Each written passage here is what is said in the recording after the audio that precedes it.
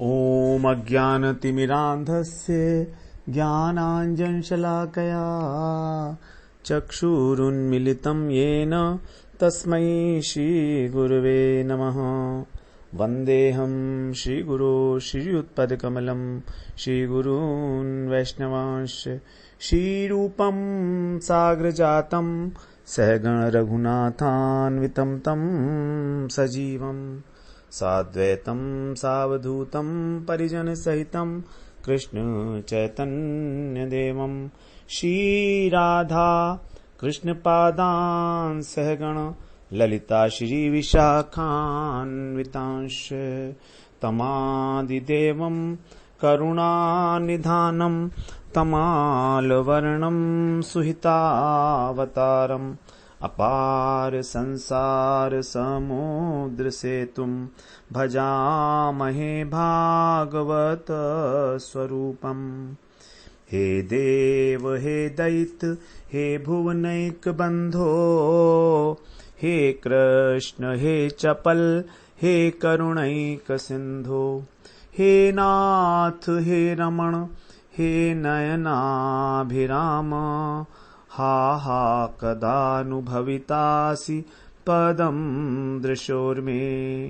श्री कृष्ण चैतन्य प्रभो नित्यानंद श्री अद्वैत गदाधर शिवसदि गौरभक्त वृंद। हरे कृष्ण कृष्ण कृष्ण हरे हरे हरे राम राम राम हरे हरे। हरे कृष्णा। सर्वप्रथम मैं अपने गुरुपाद पद्म ओम विष्णुपाद अष्टोत्तर शत श्री श्रीमद् भक्ति वेदांत माधव गोस्वामी महाराज के चरण कमलों में अनंत कोटि दंडवत प्रणाम ज्ञापन करता हूं।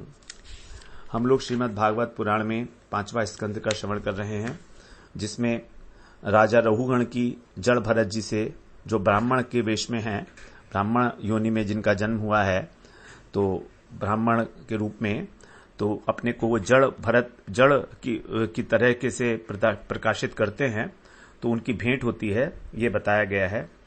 तो इसमें बताया, हम लोग श्रवण किए कि जब एक बार राजा जो है वो कपिल भगवान से तत्व जिज्ञासा करने के लिए जा रहे थे पालकी पर चढ़कर, रघुगण सिंधु सौवीर देश के राजा थे ये, तो जब जा रहे थे तो इनके कहारों ने एक कहार की कमी होने के कारण और जड़ भरत जी को देखा और उनको ही कहार के अंदर जो है लगा दिया। और जड़ भरत जी जो हैं वो थोड़ा सा आगे देख के ही चलते हैं, जिससे कि कहीं कोई जीव हिंसा ना हो जाए। बहुत अच्छी तरीके से देखते हुए जाते हैं भूमि के ऊपर कि पैर रखने से कहीं पर जो है जीव हिंसा ना हो जाए, इसलिए थोड़ा सा चाल उनकी बिगड़ जाती है। और दूसरे जो कहार लोग हैं उनके साथ मैच नहीं करती, जो पालकी डगमग करती है। जब पालकी डगमग करती है तो राजा को उस पर क्रोध आ जाता है। वो उनका व्यंग करते हैं कि तू बिल्कुल बूढ़ा हो गया है, तेरे अंदर जान नहीं है, सारा बोझा तेरे को ही उठाना पड़ रहा है, इसलिए तुम्हारी चाल बिगड़ी हुई है। तो भरत जी समझ जाते हैं कि ये राजा अभी अनभिज्ञ है और इसको मालूम तो कुछ है नहीं क्या किसको क्या कह रहा है। भरत जी ने कभी पालकी तो उठाई भी नहीं थी वैसे, तो बोला, राजा ने जब इस प्रकार हंसी उड़ाई तो फिर भरत जी ने कहा कि देखो, अगर मैं बोझ उठाकर चलता तो थक जाता, लेकिन ना तो मैं चलने वाला हूं और ना मैं भार ढोने वाला हूं, तो इसलिए तुम जो कह रहे हो, तुम्हारी जो बात है वो ठीक नहीं है। और तुम कहते हो कि मैं जीते जी मर गया हूं, तो जन्म और मरण तो ये शरीर के धर्म हैं, विकारी हैं। और तुम जो कहते हो कि तुम राजा हो मैं प्रजा हो, तुम मुझे दंड दोगे, तो तुम यदि मुझे दंड दोगे भी तो तुम्हें क्या मिल जाएगा, तुम्हारा क्या प्रयोजन सिद्ध हो जाएगा उस दंड से। ये तुम्हारी भेद बुद्धि है, तुम सोचते हो तुम राजा हो, तुम स्थायी रूप से तो राजा हो और न मैं स्थायी रूप से तुम्हारी प्रजा हूं। केवल व्यवहार है और मेरे मन में व्यवहार के लिए कोई स्थान नहीं है। परमार्थ की दृष्टि से ना कोई किसी का स्वामी है, ना कोई किसी का सेवक है। यदि तुम्हें फिर भी इस प्रकार का अभिमान है कि तुम स्वामी हो, तो बताओ मैं तुम्हारी क्या सेवा करूं। और यदि तुम कहते हो कि तुम मेरा इलाज करोगे, तो मैं जड़ और प्रमादी हूं, मेरा इलाज तुम करके तुम्हें क्या मिलेगा। ये तो पीसे हुए को पीसे हुए के बराबर है। मैं तो सुधरने वाला हूं नहीं किसी प्रकार से, मेरा शरीर है जो तुम कह रहे हो शरीर को, और मेरी आत्मा, मैं तो आत्मा में स्थित हूं। तो तब सुखदेव जी कहते हैं परीक्षित से कि ये यथार्थ उपदेश दिया जड़ भरत जी ने, और उत्तर देकर मौन हो गए, क्योंकि उनको किसी प्रकार का देहाभिमान था ही नहीं। केवल अपने प्रारब्ध का क्षय करने के लिए वो इस प्रकार का कार्य कर रहे थे। जो कुछ भी वो करते थे शरीर के द्वारा, तो केवल प्रारब्ध का क्षय करने के लिए, क्योंकि पूर्व जन्म में जो हमने कार्य किए हैं वो तो हमें भोगने ही पड़ेंगे किसी न किसी रूप में। इसीलिए पहले के समान ही वो पालकी लेकर जो है राजा की चलने लगे। अब जब राजा ने बात सुनी, राजा रघुगण ने, तो उसको समझ में नहीं आई कोई बात, लेकिन एक बात उसको समझ में आ गई कि ये कोई साधारण पुरुष नहीं है, ये कोई साधारण पुरुष नहीं हो सकते, ये अवश्य ही कोई ना कोई जो है बहुत तत्व ज्ञानी पुरुष हैं। और फिर उनसे पूछता है कि आप कौन हैं, आप मुझे, इमीडिएटली वो अपनी पालकी से उतरकर उनके चरणों में जो है साष्टांग दंडवत प्रणाम करते हैं।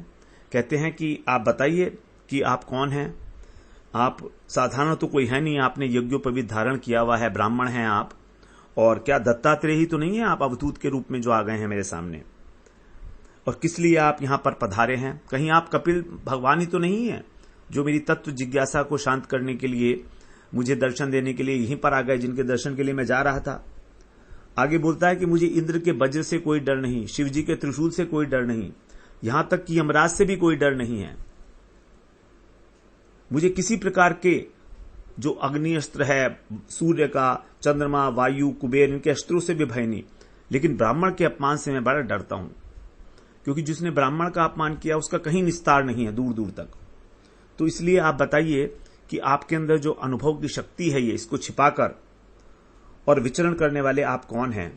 आपके वचनों से मुझे समझ में नहीं आ रहा है। आपने कहा 10वें श्लोक में आपने कहा था अंतिम लाइन में कि ये सब आत्मा, ये सब शरीर के धर्म हैं। आपने कहा था देहे न जातस्य ही में न संति, कि ये जो देहाभिमान है ये जीव में होता है, मुझ में इसका लेश भी नहीं है। देहे न जातस्य ही में न संति, तो देह धर्म जो है ये मेरे अंदर नहीं है, शरीर का धर्म है ये, और आत्मा से कोई संबंधित नहीं है, बोझ उठाने से आत्मा का कोई मतलब नहीं है। तो ये मुझे समझ नहीं आया। दूसरी बात आपने कही कि पश्याम यन्न व्यवहारतोन्यत, 12वें श्लोक की दूसरी लाइन में आपने कहा कि ये तो केवल व्यवहार की बात है, मैं केवल व्यवहार के लिए ही इस प्रकार जो है देख रहा हूं। तो यदि देह का व्यापार है तो ठीक है, फिर आप मेरे स्वामी हो, मैं सेवक हूं, आपने मुझसे पूछा कि मैं क्या करूं। तो ये दोनों बात जो हैं मेरी समझ में नहीं आई। देखिए राजा कितना जागरूक है, जागृत बुद्धि है, क्योंकि तत्व जिज्ञासा के लिए जा रहा है ना, तो अधिकार तो है उसका। सुखदेव जी कहते हैं कि उसका अधिकार था राजा का उस तत्व जिज्ञासा को करने जानने के लिए। तत्व जिज्ञासायाम सम्यक श्रद्धयाधिकृत अधिकार, उसका अधिकार एस्टेब्लिश हो चुका था राजा को तत्व ज्ञान को पकड़ने के लिए, इसीलिए राजा ने ये दोनों बातें पकड़ ली। आपने कहा कि देह धर्म निभाने ही पड़ते हैं, तो मेरा ऐसा मानना है, आगे कहेंगे अभी, कि देह धर्म तो निभाना पड़ता ही है ना, आवश्यक है। हम ऐसा तो नहीं है कि व्यवहार को जो है अलग उठाकर रख दें। अब क्योंकि हम इस संसार में रहते हैं, साधु हैं, भक्त हैं, वो भी तो व्यवहार करते हैं, क्योंकि आत्मा जो है वो शरीर में ही तो है, और शरीर का व्यवहार तो निभाना ही पड़ेगा। यदि आश्रम में रहना है तो आश्रम की मर्यादा पालन करनी पड़ेगी, सेवा करनी पड़ेगी वहां पर शरीर के द्वारा। तो भजन के अंदर भी हमको शरीर का व्यवहार तो निभाना ही पड़ता है, क्योंकि भजन जो है अथवा ज्ञान कहो वो प्राप्त तो शरीर से ही होगा ना। तो बिना शरीर का व्यवहार निभाए हम भजन कैसे करेंगे। तो मैं ऐसा सोचता हूं कि ये हम शरीर के व्यवहार को बिल्कुल अनदेखा नहीं कर सकते अच्छे समूल रूप से। तो ये सब कुछ अपेक्षित है हमारे लिए, क्योंकि हमने जन्म लिया है। अब जन्म लिया है तो यह हमारा इष्ट भी है कि हम व्यवहार को निभाएं। इस प्रकार की जो है मनस्थिति है राजा की, राजा रघुगण की, वो ऐसा सोचते हैं। अब 21वें श्लोक में कह रहे हैं, सुखदेव जी कह रहे हैं कि राजा ने उनसे क्या कहा। दृष्ट है शमः कर मतवात्मनो वै भर्तुर्गन्तुर्भवतश्चानुमन्ये यथा सतो दानयनाद्य भावात् समूल इष्टो व्यवहार मार्गः। जो भी हम लोगों ने चर्चा की, राजा की जो सोच है वो इस श्लोक में बहुत अच्छी तरीके से बताया है उन्होंने कि वही माने निश्चित रूप से कर्मतः जो कर्म करते हैं उससे आत्मनः श्रमः, शरीर को परिश्रम तो होता है, युद्ध इत्यादि जो कर्म होते हैं उससे अपने को शरीर होते श्रम होते हुए देखा जाता है। मैंने देखा है दृष्टः, तो जो श्रम है ये दृष्ट है, मैंने देखा है इसको कि जब भी कोई कार्य किया जाता है तो हमको श्रम होता है, परिश्रम होता है। अब भरतु गंतु, जब आप धारण करके भार को ढोकर जब आप चले तो भवतोच, आपको भी कष्ट होगा। मेरा ऐसा अनुमान है कि जब बोझा ढोया आपने और आप चले मार्ग के अंदर तो आपको भी ये कष्ट अवश्य हुआ ही होगा, अनुमन्य, ये मेरा अनुमान है। यह अनुमान क्यों है, किस एनालॉजी के ऊपर यह अनुमान किया जाता है? क्योंकि हम किसी चीज का अनुमान करते हैं उसी के संबंधित किसी दृष्टांत को आगे रख के। तो दृष्टांत दे रहे हैं, जैसे असतः उद आनयादि, असत, असत का मतलब मिथ्या, जैसे जो मिथ्या घड़ा है उससे यदि उद, उद मतलब पानी, आनयादि यदि लाना है तो अभवात, नहीं ला सकते। यदि कोई घड़ा ही नहीं है तो पानी लाओगे कहां से? घड़ा पानी लाने के लिए हमको सत वस्तु चाहिए जो हमको दिखाई दे, जो हो वास्तव में। तो असत वस्तु जो मिथ्या घड़ा है उससे यदि हम जल लाना चाहें तो नहीं ला सकते, अभवात, अभावात। तो इसीलिए व्यवहार मार्ग समूल इष्ट, जो व्यवहार का मार्ग है, ये जो व्यवहार का मार्ग है ये सत्य ही जान पड़ता है। समूल इष्ट, अभीष्ट है ये व्यवहार का। व्यवहार के बिना तो हम कुछ भी नहीं कर सकते। यदि हमें जल पीना है तो क्या होगा, हमको घड़ा चाहिए। तो घड़े से पानी भर के लाएंगे तभी उससे प्यास बुझेगी। अब मिट्टी से तो पानी भरकर ला नहीं सकते। यदि कहे कि घड़ा जो है वो मूल कारण नहीं है, मूल कारण तो मिट्टी है, तो क्या मिट्टी से हमारी प्यास बुझ जाएगी? लेकिन मिट्टी से तो प्यास नहीं बुझेगी हमारी। घड़ा होगा तो उसमें पानी ला सकते हैं हम। तो कहता है राजा कि जिसको हम मिथ्या कह रहे हैं उसका भी कोई कारण है, उसका भी कोई प्रयोजन है, उसका भी कोई अर्थ है। राजा का कहना बिल्कुल ठीक बात है। यदि आप कहें कि भजन करना है मुझे, तो भजन करने के लिए भी तो तुम्हें शरीर की आवश्यकता है ना। यदि तुम्हें ज्ञान प्राप्त करना है तो भी बुद्धि की आवश्यकता है। तो हम इसको समूल रूप से हटा नहीं सकते, इसको हम इसकी उपेक्षा नहीं कर सकते। तो अब शरीर जो कर्म कर रहा है, शरीर के द्वारा जो कर्म होता है उससे शरीर को परिश्रम होता है। तो जब शरीर को परिश्रम होता है तो शरीर के अंदर जो आत्मा है उसको परिश्रम क्यों नहीं होता होगा? है तो शरीर में ही ना। तो मेरा अनुमान इस प्रकार का है कि इसमें कुछ भी असत नहीं है, असत नहीं है, क्योंकि श्रम जो है वो प्रत्यक्ष दिख रहा है। आपने कहा कि ये देह, ये शरीर असत वस्तु है, सत नहीं है। सत वस्तु है आत्मा। मैं ठीक है आपकी बात मानता हूं कि आत्मा इस शरीर के अंदर स्थित है, ठीक है, लेकिन इस सत असत वस्तु का भी उतना ही महत्व है, इसको कम नहीं मान सकते हम। तो जैसे श्रम दिख रहा है, जो कोई चलता हुआ व्यक्ति है वो ऊपर अपने कुछ बोझा उठाए होगा तो उससे परिश्रम होगा ही होगा। और जो भर्तु माने वहन कर रहा है, और यदि मान लीजिए बैठा हुआ हो, हम कहते हैं कि चलो ठीक है, खड़े होकर चलने में जो श्रम हो रहा है, तो क्या बैठने में श्रम नहीं होगा? तो बैठे बैठे भी व्यक्ति थक जाता है। बैठे बैठे भी हम कथा में क्या करते हैं, बैठे तो रहते हैं, केवल बैठे बैठे भी थक जाते हैं। मेहनत तो है ही ना। तो यदि कोई कहे कि तुम बैठे रहते हो, बोलते रहते हो, कथा बोलते हो, तुमको जो है सब मान प्रतिष्ठा पैसा सब मिल जाता है कथा बोलते बोलते, तो जब वो बैठेंगे और कथा बोलेंगे तब पता लगेगा उसमें कितना परिश्रम होता है, कितनी थकावट होती है। क्योंकि हम बंध जाते हैं क्रिया से, तो थकावट जो है वो बंधन की है, उस क्रिया के बंधन से। थकावट बैठने से, चलने से, खड़े होने से नहीं है। क्योंकि हम बंध गए हैं, हमारा शरीर उस क्रिया से बंधा हुआ है, तो उस बंधन के कारण हमको थकावट का अनुभव होता है।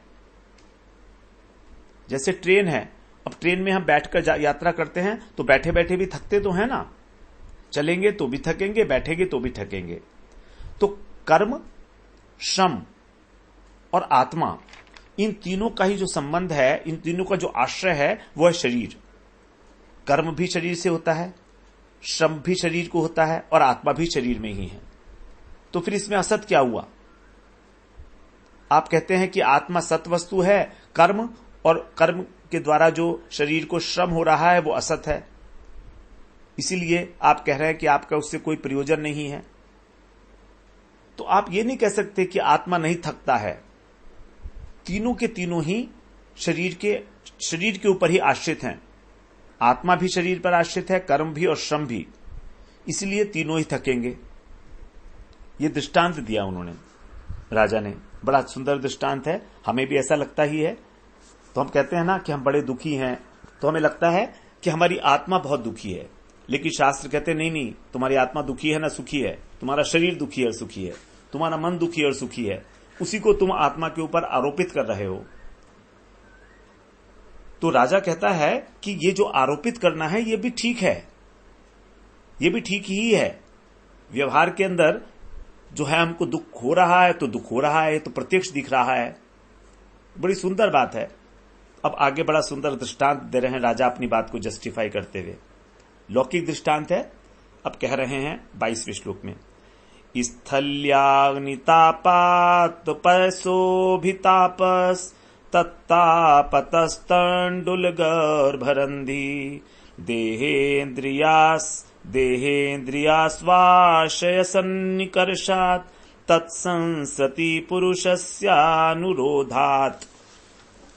बड़ा सुंदर दृष्टांत है 22वें श्लोक में। यहां कह रहे हैं स्थाली, स्थाली का मतलब बर्तन।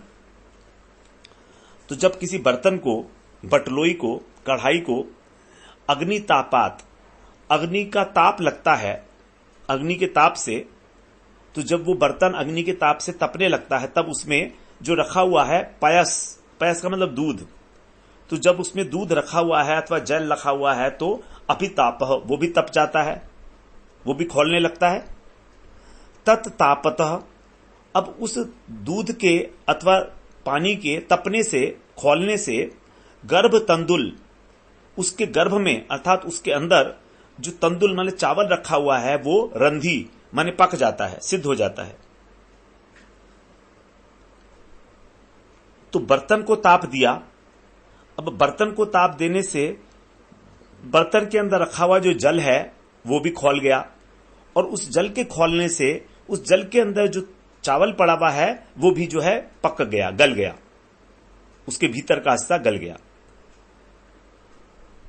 तो जिस प्रकार से ये होता है, इसी प्रकार से हमारी जो उपाधियां हैं, शरीर और इंद्रिय, आसु माने प्राण और आशय माने अंतःकरण। तो हमारी जो उपाधियां हैं, ये स्थूल उपाधि है हमारी शरीर, और सूक्ष्म उपाधि है हमारी अंतःकरण और इंद्रियां। तो इनकी सन्निकर्षात, सन्निकटता से, इनकी सन्निधि से, देह की, इंद्रियों की, प्राण की और मन की सन्निधि से कौन है? आत्मा। आत्मा को भी जो है उनके धर्म का तत् अनुरोधात, उसके पीछे लगे होने से, अर्थात आत्मा के पीछे ये जो उपाधियां हैं ये लगी हुई हैं, अत्यंत निकट हैं, तो इसीलिए पुरुषस्य माने उस आत्मा का भी संसृति माने आवागमन होता है, अर्थात उसको भी कष्ट का अनुभव होता होगा, श्रम का अनुभव होता होगा। क्योंकि जो इंद्रियों का, प्राणों का और मन का धर्म है वो आत्मा के अंदर भी अनुभूत होगा। बात तो ठीक ही है। हमारे मन को जब सुख और दुख होता है तो हम कहते हैं कि मैं सुखी हूं, मैं दुखी हूं, लेकिन मैं सुखी और मैं दुखी तो हूं नहीं। तो यही है, उपाधि का मतलब है जो पास में रखा हुआ है, सन्निकटता। तो जो उपाधि के धर्म हैं वे भी अपनी पास वाली वस्तु में, उपाधि का मतलब है उप प्लस आधि, अर्थात अपने पास वाली वस्तु में जो अपने गुण को आधि करे, आधान कर दे। जैसे एक स्फटिक मणि होती है,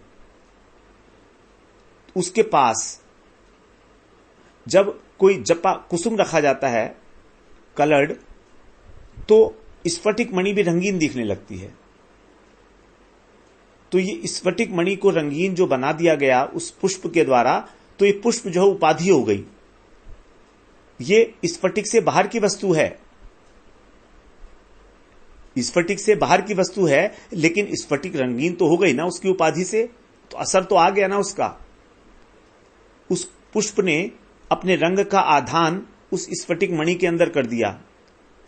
तो उसी प्रकार से यद्यपि ये हमारा देह, हमारी इंद्रियां, हमारे प्राण हमारी आत्मा में नहीं है, लेकिन फिर भी इनका जो धर्म है देह का, इंद्रियों का, वो आत्मा के अंदर आधान तो होगा उसका। आत्मा के अंदर भी तो उसका जाएगा ही। जैसे कि जब दूध गर्म हो गया तो उसके अंदर जो डाला हुआ चावल है वो भी गर्म हो गया, वो भी पक गया। तो गर्मी जो दी गई वो तो हमने दी कढ़ाई को, गर्मी जो दी गई वो कढ़ाई को दी गई, और कढ़ाई से वो गर्मी आ गई पानी में, और पानी से चावल पक गया। तो हम इसी प्रकार से यदि गर्मी से शरीर पर कोई ताप आता है, अथवा हमारे बहुत चलने से हमारे शरीर को परिश्रम होता है, तो हमारी इंद्रियां, हमारे मन और प्राण ये थक जाते हैं। और जब हमारे मन, प्राण, इंद्रियां थक जाएंगे तो इनकी सन्निकटता में जो आत्मा है, आत्म तत्व है, वो भी तो थकेगा। बड़ी सुंदर बात बताइए, यही तो है सन्निकटता। तो आत्मा को भी इस प्रकार का अनुभव होता होगा, श्रम का अनुभव होता होगा। तो यद्यपि अग्नि का पानी से संबंध नहीं है तो भी पानी गर्म हो गया, चावल का पानी से संबंध है तो पानी गर्म होने से चावल का रंधन हो गया। ठीक ऐसे ही शरीर का संबंध इंद्रियों से है, तो शरीर के थकने पर हमारी जो इंद्रियां हैं वो थकेंगी। अब इंद्रियों का संबंध हमारे मन से है, आशय से, अंतःकरण से है, तो हमारा अंतःकरण थकेगा। और हमारे अंतःकरण के अंदर आत्मा रहती है, तो फिर आत्मा क्यों नहीं थकेगी। इसलिए इस श्रम का अनुभव जो है आत्मा को भी होगा, अर्थात वो भी थकेगा ही थकेगा। गर्भ का मतलब है चावल के अंदर का जो भाग होता है वो भी गल जाता है ना, चावल ऊपर ऊपर से नहीं गलता है, अंदर का भाग भी जल जाता है। तो बड़ा सटीक प्रश्न है ये राजा का, कि मेरा ये प्रश्न है, मैं ये समझता हूं कि आत्मा भी जरूर थकता होगा। अग्नि के और पात्र के और जल के संयोग से जब चावल गल गया तो शरीर के थकने से हमारी आत्मा को थकान क्यों नहीं होगी। ये अब देखिए इस प्रश्न में दोष क्या है। इस प्रश्न में दोष यह है कि यह व्यवहार मार्ग है। व्यवहार के मार्ग में तो ठीक है, ये ऐसा हो रहा है, तो लेकिन परमात्मा के चिंतन में व्यवहार का कोई महत्व नहीं है। जहां व्यवहार की आवश्यकता है वहां पर संबंध जुड़ा, यहां पर संबंध जुड़ा है। उस पात्र का संबंध है जल से और जल का संबंध है चावल से। अब यह संबंध जो है जुड़ा है, और यह संबंध तो टूट भी सकता है, क्योंकि ये सब जड़ है। पात्र भी जड़ है, जल भी जड़ है, चावल भी जड़ है, और अग्नि भी जड़ है। तो यहां पर जो है, जब तक हमारे को देहाभिमान है, जब तक शरीर की, तभी तक शरीर की जो है महत्व है शरीर का। यदि हम शरीर से ऊपर उठ गए, देहाभिमान हमारा नहीं रहा, तो फिर ये शरीर के धर्म जो है भजन करने में बाधा देते हैं। शरीर से ऊपर उठने पर हमारा देह धर्म से कोई लेना देना नहीं है। वर्णाश्रम धर्म तब तक ही वर्णाश्रम धर्म स्वधर्म कहा जाता है जब तक हमको शरीर का अभिमान है, ब्रह्मनिष्ठ होने के बाद सब कुछ जब ब्रह्म रूप हो गया, तब फिर वर्णाश्रम धर्म स्वधर्म नहीं है, फिर हमारा स्वधर्म है आत्मा का धर्म, और आत्मा का धर्म है भगवान की सेवा। क्योंकि ब्राह्मण शरीर से हुआ जाता है, ब्राह्मण संध्या नहीं करेगा तो दोष लगेगा, क्योंकि ब्राह्मण शरीर का नाम है। लेकिन ब्रह्मनिष्ठ व्यक्ति के लिए किसी प्रकार का कर्तव्य शेष नहीं रहता। भगवान ने कहा है नैव तस्य कृतेनार्थो, उसके लिए कोई कर्तव्य शेष नहीं है। ब्रह्मभूत प्रसन्न आत्मा न शोचती न कांक्षती। जब देहाभिमान नहीं रहा तो केवल भागवत धर्म ही यथेष्ट है। वहां पर शरीर का व्यवहार नहीं चलेगा। शरीर का व्यवहार तब तक है जब तक खुद को शरीर का अभिमान है। जैसे नामदेव जी हैं, नामदेव जी जो है, जब उन्होंने एक कुत्ते को रोटी बना रहे थे, रोटी बनाते बनाते जो है कुत्ता आया और वो रोटी छीन के चला गया, तो नामदेव जी उसके पीछे पीछे दौड़ते हैं कि भाई मैं घी का कटोरा लेकर, कि मैं घी लगाना तो भूल गया, अभी घी लगा दूं तब ले जाना।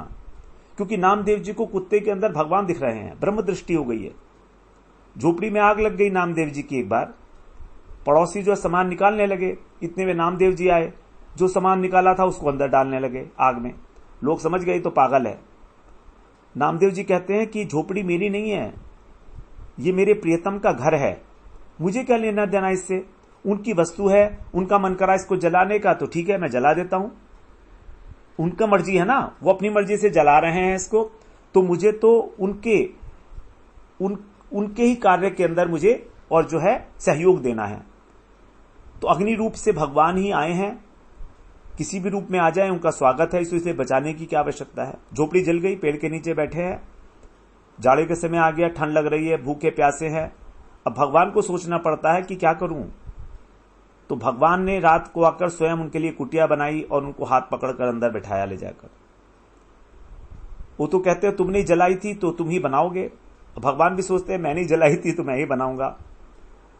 पड़ोसी लोग पूछते हैं भैया रात को कुटिया किसने बनाई, तो बोले कि पहले अपना घर जला लो, उसके बाद कारीगर आ जाएगा, तुम्हारी कुटिया भी बन जाएगी। उन्होंने सोचा रातों रात कुटिया बन गई, हम भी ऐसी बनवा लेंगे। तो इस प्रकार से जब देहाभिमान ही नहीं है तो राजा ये मानता है कि देह और आत्मा भिन्न भिन्न है, लेकिन ये नहीं मानता कि इनका कोई संबंध नहीं है। ये समझता है वो कि देह अलग है, आत्मा अलग है, आत्मा इस देह की अंदर बैठी है, लेकिन ये नहीं मानता कि ये दोनों विजातीय तत्व हैं, इनको सजातीय समझ रहा है वो।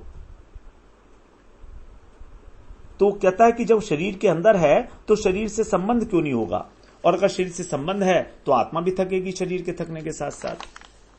तो ये एक राजा का जो है विचार है, जबकि आत्मा का इस स्थूल शरीर के साथ कोई संबंध ही नहीं है। जैसे कमरे में प्रकाश है, अब खिड़की खोली तो प्रकाश आया, अब प्रकाश का कमरे से कोई संबंध नहीं है, प्रकाश का कमरे से कोई संबंध नहीं। यदि आप कमरे को जला देंगे तो प्रकाश नहीं जलेगा। प्रकाश को ना हम जला सकते हैं, ना भिगो सकते हैं, ना गंदा कर सकते हैं। तो कमरे के गुणधर्म जो हैं वो हम प्रकाश के ऊपर आरोपित नहीं कर सकते। यही गलती है राजा के दृष्टांत में कि अग्नि, पात्र, पानी और जल ये सब जो हैं ये जड़ वस्तु हैं, लौकिक हैं, और आत्मा अलौकिक वस्तु है। तो लौकिक और अलौकिक, जड़ और चेतन, इन दोनों का आपस में संबंध हो ही नहीं सकता कभी, अलग ही अलग हैं ये बात राजा को क्लैरिटी से नहीं आ रही है। अब आगे 23वें श्लोक में बोलते हैं, शास्ताभिगुप्ता नृपति प्रजानाम यह किंकिरो वै न पिनष्टिपिष्टम स्वधर्ममाराधनमच्युतस्य यदि मानो विजहात्य घौघम। अब यहां पर राजा कह रहा है नृपति, अर्थात जो राजा है उसका प्रजा नाम, प्रजा का शासक है और रक्षक है। शास्ता माने शासक भी है और अभिगोप्ता माने रक्षक भी है राजा। तो वही यह किंकर, और निश्चित रूप से जो प्रजा का सेवक है, राजा को कहा कि वो प्रजा का सेवक ही है एक प्रकार से। तो पिनष्टि पिनिष्टम न, पिनष्टि पिष्टम न, यदि वो प्रजा को दंड दे किसी प्रकार से उसको सुधारने के लिए, तो तो ये पीसे हुए को पीसने जैसा नहीं है, क्योंकि स्वधर्मम अच्युतस्य, अपने धर्म का पालन करना ही अच्युतस्य आराधनम, भगवान की आराधना है। अपने धर्म का आचरण करना भगवान की सेवा है। यत इह मान है, जिसकी चेष्टा करने से वो अघ औघम विजहाती, बड़े बड़े पापों को अपने नष्ट कर सकता है। तो जो अपने धर्म का आचरण करता है वो अपने पापों के समूह को नष्ट कर देता है, पाप राशि को, निष्काम भाव से। तो कह रहा है कि आपने जो दंड की व्यर्थता बताई कि यदि तुम मुझको दंड दोगे तो पीसे हुए को पीसने के बराबर है कि व्यर्थ है, तो राजा जो है वो उसको प्रजा का शासन और उसका रक्षण करने के लिए नियुक्त किया गया है और उसका दास है, प्रजा का दास ही है वो। लेकिन फिर भी जो उन्मत्त हैं उनको दंड देना जो है व्यर्थ नहीं है, पिसे हुए को पीसने जैसा नहीं है, क्योंकि वो तो अपने धर्म का आचरण कर रहा है, स्वधर्म का आचरण कर रहा है। तो स्वधर्म का आचरण करना तो भगवान की सेवा है, और सेवा करने से जो है भगवान की निष्काम भाव से वो अनेक अनेक प्रकार के अपने जो पापों की राशि है उसको नष्ट कर सकता है। तो अच्युत की आराधना, भगवान की आराधना कर्मयोग के विषय में यहां कहा जा रहा है। तो भगवान की आज्ञा से ही वो प्रजा का पालन करता है, रक्षण करता है। तो इसलिए ये राजा का कर्तव्य है। यदि राजा कर्तव्य का पालन करेगा, स्वधर्म का पालन करेगा, तो उसके पाप नष्ट होंगे, और यदि नहीं करेगा तो वो अपने राजधर्म से च्युत हो जाएगा। तो एक बात राजा यहां पर नहीं समझ रहा है कि राजा होना शरीर का है, आत्मा का नहीं है। आत्मा राजा और प्रजा नहीं होता है।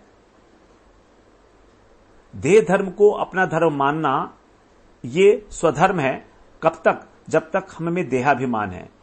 लेकिन जो ब्रह्म में निष्ठ हैं, जो भगवान के भक्त हैं, उनके लिए देह धर्म जो है कभी भी आत्म धर्म नहीं हो सकता। आत्मा का धर्म अलग है।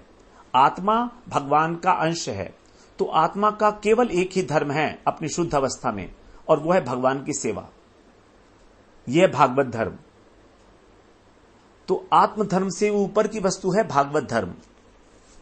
आत्म साक्षात्कार से भी ऊपर की वस्तु है भागवत धर्म, भगवत साक्षात्कार। तो ये बात राजा नहीं समझ रहा है। राजा जो है ये समझता है कि राजा और प्रजा होना ये आत्मा का धर्म है। तो राजा का बेसिक कंफ्यूजन है कि वो स्वधर्म को, शरीर के धर्म को ही स्वधर्म मान रहा है। शरीर के धर्म को, वर्णाश्रम धर्म को ही स्वधर्म मान लेना। गीता में भगवान ने कहा है कि स्वधर्म का जो आचरण करता है उसको किसी प्रकार का भय नहीं होता, 3 अध्याय में। तो उसका मतलब यही है कि भय उसको नहीं होता जो अपने आत्मधर्म में प्रतिष्ठित है। जो शरीर के धर्म में प्रतिष्ठित है उसको तो भय हमेशा रहेगा ही रहेगा। ऐसा नहीं है कि वर्णाश्रम धर्म का पालन करने से हमारा मृत्यु से भय जो है वो नष्ट हो जाएगा। बिल्कुल भी नहीं होगा, बिल्कुल भी नहीं होगा। स्वधर्म का आचरण करने से हमारा मृत्यु का भय, क्योंकि स्वधर्म का आचरण करने का तो सबसे बड़ा फल यह बताया गया है कि ब्रह्मा पद की प्राप्ति। 100 जन्मों तक यदि अच्छी प्रकार से स्वधर्म का आचरण किया जाए तो ब्रह्मा जी पद की प्राप्ति। और ब्रह्मा जी को भी मृत्यु का भय है, उनके भी आयु 100 वर्ष की होती है ब्रह्मलोक के अनुसार। तो इस प्रकार से स्वधर्म मान लेना शरीर के धर्म को, यही जो है कंफ्यूजन है राजा का। अब आगे 24वें श्लोक में कहते हैं, तन्मे भवान नर देहाभिभाम भान मान मदेन तुच्छीकृत सत्तमस्य कृषिष्ट मैत्री दृश्यमार्त बंधो यथा तरे सद वध्यान महा। हे दीन बंधो, आर्त बंधो, अब कह रहा है आर्त बंधो, हे आर्त बंधु, दुखियों के बंधो, नर देव अभिमान मदेना, राजा होने के गर्व में उन्मत्त होकर, सत्तमस्य, आप जैसे सत्पुरुष को मैंने तत् तुच्छीकृत, इस प्रकार तुच्छ बनाया, आपको कहार बना के अपनी पालकी में लगा दिया। तो अब आप मैत्री दृशम, अपनी मित्रता की दृष्टि से मुझ पर कृषिष्ट कृपा कीजिए। यथा माने जिससे सत अव्यधानम, सत्पुरुष के अपमान का जो पाप मुझे लगा है, अहम तरे, मैं उस पाप से पार हो जाऊं। तो आप जो हैं ब्राह्मण हैं, आप साधु हैं, परम साधु हैं, आप जैसे परम साधु की मैंने अवज्ञा की है, तो अपने राज अभिमान से जो है मत्त होकर अभिमानवश, तो मैंने जो कुछ भी आपका तिरस्कार किया है, आप तो आर्त बंधु हैं, आप दीनों के ऊपर जो है दयाद्र हैं, उनके बंधु हैं आप, तो आप मेरे ऊपर भी मैत्री दृष्टि कीजिए, मुझ पर कृपा कीजिए कि मेरा जो पाप है मुझे ना लगे। तो राजा को देखिए अभी पूरी की पूरी देहात्म बुद्धि है, देह के द्वारा ही पाप और पुण्य होते हैं, आत्मा के द्वारा ना पाप होता है ना पुण्य है। तो राजा की क्योंकि देहात्म बुद्धि है सब प्रकार से, इसीलिए तो इस प्रसंग में हम लोग जो भरत जी उपदेश देंगे वो हमको इस प्रकार का उपदेश आगे हम अगले अध्याय में श्रवण करेंगे, जो हमें देहात्म बुद्धि से ऊपर ले आ सकता है। यदि हम बहुत उसको समझ के और उसको अपने हृदय में उतारेंगे, आचरण वाचरण कुछ नहीं करना है इसमें, केवल उसको समझ लेना है अपने विवेक से, बुद्धि से, तीक्ष्ण बुद्धि से मनन करते हुए, तो बड़ा सुंदर उपदेश हम लोग अगले सत्र में श्रवण करेंगे। वो 11वें अध्याय में है। अब हम यहां पर 25वें श्लोक में कहते हैं, न विक्रिया विश्वसुहृत् सखस्य साम्येन विताभिमते स्तवापि महाद्विमानात् सुकृताद्धि माधृङ् नङ्क्ष्यत्य दूरादपि शूलपाणिः। यहां कह रहे हैं कि विश्व के सुहृत भगवान जो हैं उनके सखा आप कौन हैं? आप देहाभिमान शून्य हैं, आपको किसी प्रकार का कोई अभिमान नहीं है। वीत अभिमते, अभिमते माने देहाभिमान, तो आप उस अभिमान से रहित हैं। वीत माने आप उससे उपराम हो चुके हैं, उससे अतीत हो चुके हैं, वीत। और आप कौन है? विश्व के सुहृद भगवान हैं, उनके सखा के रूप में हैं, उनके निज जन हैं आप। तो तब विक्रिया, आप में किसी प्रकार का विकार क्रोध के रूप में न होने पर भी, महत विमानात, जो महापुरुषों का अपमान होता है, स्वीकृताथि, अपने कर्म से ही मेरे जैसे जो, यद्यपि आप भगवान के अनन्य भक्त हैं, देहाभिमान शून्य हैं, इसलिए समदृष्टि होने के कारण आप में कोई विकार नहीं हो सकता है ना, आप में विकार की भी संभावना नहीं है। तथापि एक महापुरुष का जो मेरे द्वारा अपमान किया गया है, स्वकृतात्, मेरे जैसा पुरुष, वो साक्षात शूलपाणी अर्थात शिवजी जैसा प्रभावशाली होने पर भी, और अदूरात नक्ष्यति, शीघ्र ही नष्ट हो जाएगा। तो यदि शिवजी भी जो है आप जैसे महापुरुष का अपमान करेंगे, तो यद्यपि आप मेरे अपमान को, मेरे अपराध को नहीं ग्रहण कर रहे हैं, तो भी अपराध के कारण मैं अवश्य ही थोड़े से काल में ही नष्ट हो जाऊंगा, जैसे शिवजी तक नष्ट हो जाएंगे। मेरी तो क्या बात है, मैं तो किसी प्रकार से इस योग्य भी नहीं हूं, तो मेरा तो नाश बिल्कुल पक्का हो चुका है, क्योंकि मैंने आपकी इतनी अवज्ञा की है। तो मैंने आपको जो इतना छोटा समझा और आपकी अवज्ञा की, तो उस अवज्ञा से मैं किसी प्रकार से तर जाऊं, ये प्रार्थना है उनकी। क्योंकि आप जो हैं, आप यद्यपि आप वैष्णव हैं, आप भक्त हैं, भगवान के अनन्य भक्त हैं, आप मेरे अपराध को नहीं ग्रहण करेंगे, आप मेरे अपराध को नहीं मानेंगे कि अपराध किया मैंने, लेकिन फिर भी आपके जो चरण हैं, आपकी जो चरण धूली है, वो मेरे अपराध को क्षमा नहीं करेगी। ऐसा कहा जाता है कि जो वैष्णव होते हैं वो कभी अपराध ग्रहण नहीं करते, लेकिन उनकी चरण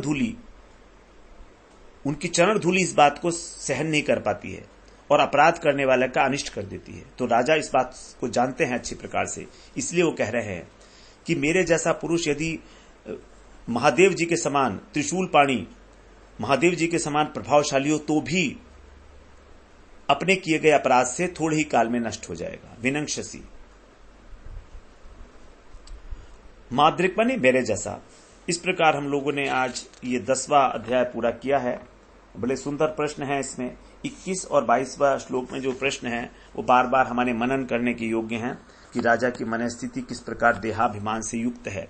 बिल्कुल इसी प्रकार की स्थिति हमारी है, हम भी बिल्कुल देहाभिमान से ही ग्रस्त हैं। अब किस प्रकार जो भरत जी हैं वो राजा रहुगण का देहाभिमान नष्ट करेंगे, ये हम लोग आगे 2 अध्याय और हैं हमारे, तो उसके अंदर हम लोग श्रवण करेंगे। 11वें श्लोक में, 11वें में और 12वें में, दोनों में ही रघुगण प्रश्न करेंगे 12वें में, और फिर एक समाधान उनका वहां पर भी दिया जाएगा। लेकिन ये 11वां अध्याय बड़ा महत्वपूर्ण है। इसमें मेन जो उपदेश हैं वो भरत जी के हम लोग श्रवण करेंगे। वांछा कल्पतरुभ्यश्च कृपा सिंधुभ्यैव च पतितानां पावनेभ्यो वैष्णवेभ्यो नमो नमः।